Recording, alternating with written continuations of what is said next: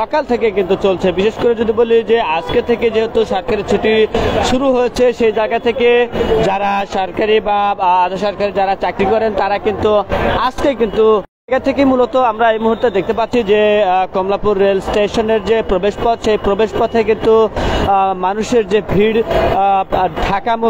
ঢাকা থেকে গ্রামমুখী মানুষের যে ভিড়, সেই ভিড় আপনাদের দেখানো এই মুহূর্তে কমলাপুরের যে চিত্রটি সেটি আপনাদের দেখানোর চেষ্টা করছিলাম। এবং যারা টিকিট কাটেননি, যারা লোকালে যাবেন এমন যাত্রীদেরও কিন্তু আমরা দেখতে পাচ্ছি যে তারা কিন্তু এখানে হ্যান্ড টিকিট অর্থাৎ ভ্রাম্যমাণ টিকিট সংগ্রহ করে কিন্তু তারা এই যে ঈদ যাত্রা, সেই ঈদ যাত্রায় সামিল হয়েছেন। দর্শক, একটু যদি বলে রাখি যে ঈদকে কেন্দ্র করে কিন্তু এই কমলাপুর রেল স্টেশনে কিন্তু ব্যাপক আকারে কিন্তু ভিড় হয়ে থাকে। সেই জায়গা থেকে আমরা দেখতে পাচ্ছি যে আজও কিন্তু সেই যে ভিড়, সকাল থেকে যে ভিড়, সেই ভিড় কিন্তু লক্ষ্য করা যাচ্ছে। এবং একটু ভেতরের চিত্র যদি দেখানোর চেষ্টা করি, একটু ভিতরের দিকে যেতে চাই, আসলে ভিতরের কি পরিবেশ সেটি আপনাদের দেখাতে চাই।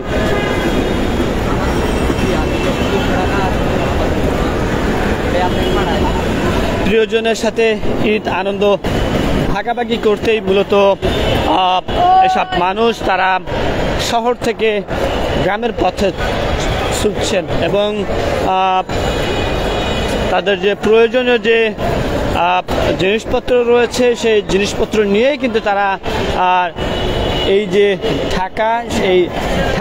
এই যে ঈদ যাত্রা, সেই ঈদ যাত্রায় কিন্তু সামিল হয়েছেন।